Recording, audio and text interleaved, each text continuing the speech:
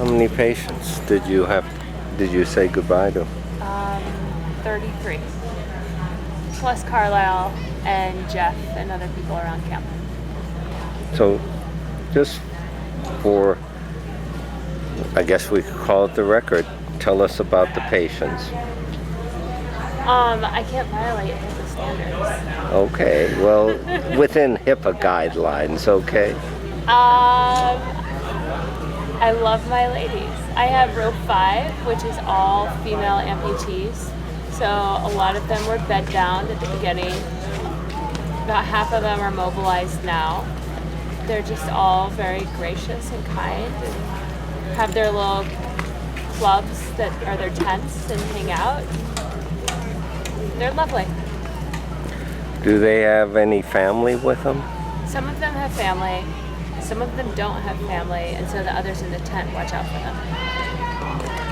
How old's the youngest?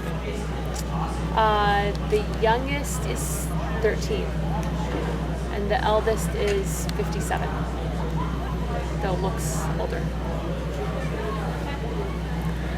Yeah, people seem to look old fast here. Yeah, you could see why. Do they have any children, these patients that are here? Yeah, one is pregnant, several have kids, living with them in tents. One of them is, the son of one of the patients is very smart, very bright, translates for everyone. So young we can't hire him officially, but in addition to doing all of that, he also takes care of all the women in that tent. Really? So he takes care of 4 bedbound women, his mother plus 3 others. How old is he? 17, he says, but Yeah. we think he's adding years. Sort of 17, like a Dominican Republic baseball player is 17. Right. Like 15 going on 17. I see. What about pain? Do we have pain right now, sort of? I think most of them are to the point that if they have pain, it's a combination of more chronic type pain and or psychogenic. Pain increases after we have aftershocks and increases at nighttime. Most of the earthquake was at 4:30. All of my women are amputees, so most of them spent that first night crushed in the dark, probably wondering what their fate would be. When it gets dark around here, people's pain level increases. And did any of them tell you how they were dug out or how they were freed? A couple of them told me their stories, but really, I lacked a translator with the capability to help me really get the story. And But then most later, when I had found good translators, I lacked the time, to be completely frank. But it appears that most of them were trapped for many, many hours. Oh yeah, they all have a story. So many of them lost many or all people in their families. Right. And then anyone with abdominal or chest injuries died if they were serious. There was no... Right. We don't have any of those in this camp. They died. So these are the survivors. Maybe one for every 10 or one for 100. We don't know. Nobody knows how many people died. And then I talked to the students, and they have no university, they have no school to return to. They don't know whether they'll ever be able to become a computer engineer or a teacher or anything. It's going to take years for the country to get back on track, unfortunately. And so those people who find themselves on the brink of or in university will probably have a delay, but I don't think it's impossible.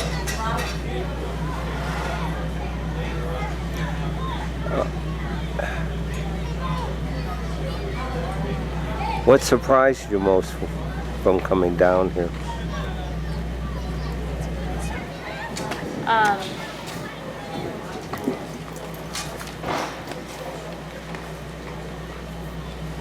bucket showers aren't so bad. What did you think It of? can feel really nice at the end of a hot day. How was the the highlight of your day? how was our unisex washrooms? That was an excellent, Yeah. different Different. experience. Different. Teaches you other cultures. Yeah. I don't even think that's something in this culture. I think we had no bathrooms. The bathroom we did had no doors, and we had male and female staff together. Yeah. Yes. Do any of them have husbands who are here of Yes. your patients? Yes. Or some of them patients? No, no. I see. I've noticed so many couples with, for instance, a man next to a woman who's had a serious lower extremity loss, and they're helping them walk, and they're laughing as couples. Yes. And then we got light in the camp recently. We did. And Wonder who came up with that. and did you see the teens courting last night? No. Oh, it was wonderful. There was all sorts of sort of early teen, whisper in the ear and run away routines, and older teens getting a chance to hold hands and just take a walk as if it was a city street around and talk. And they weren't able to do that when it was pitch dark. And it was sort of nice. Everyone seems to be very nice to each other here under this tremendous stress. I wonder if we could be under similar circumstances. You like to think so. Yeah. I mean, stressful circumstances tend to bring out both the best and the worst in people, right? But I think what you're talking about when you're talking about people courting, you look at these kids over here playing, life goes on. Yes. You know, maybe you're in a field camp, maybe you're at the ARC camp, life goes on. Yes, I see it's paper chains today that the kids are making in school. And all the tables were purchased in Yemeni by the Brazilians, and all those chairs. And they're going to stay here. That's fine. And then I got to point out the new electrical wires in the air. They're all going to a junction box in that room. Now that may not sound very interesting to you, but it's better than a power strip in the rain. It really is. And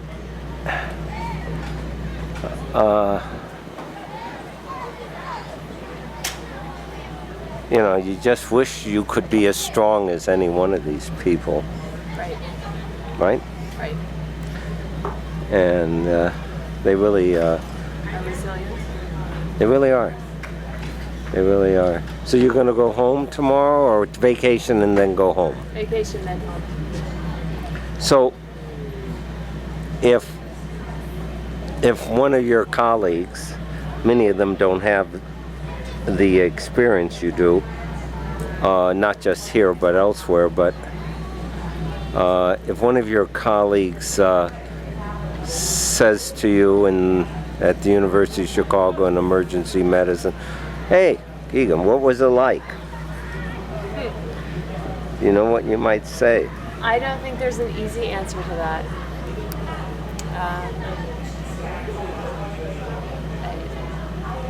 There's no simple answer to that.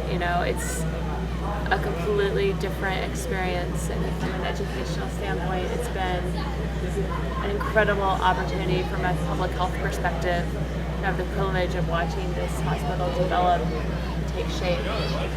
I don't know how we're going to find the way to tell our hospital, our University of Chicago, what a big heart they had, how much of resources they put into it. I don't think we'll ever get the message over how important it was, how they did a good job, and how they saved so many lives, and they changed the lives of so many people to the better. And No doubt. I think you can't imagine what it's like here. There's no way to imagine it unless you come and you see it.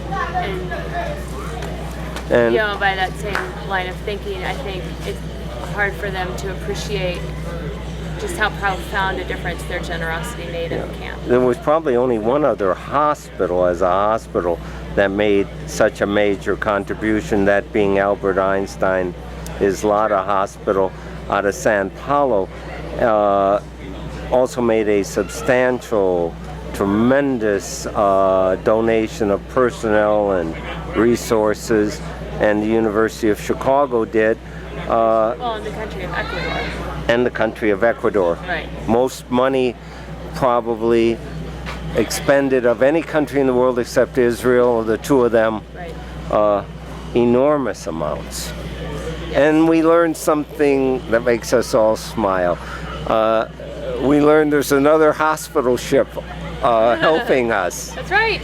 Yes, who are they? The Italians. Yeah, yes, and none of the female population regretted that they dropped by the camp. The Italians are welcome anytime.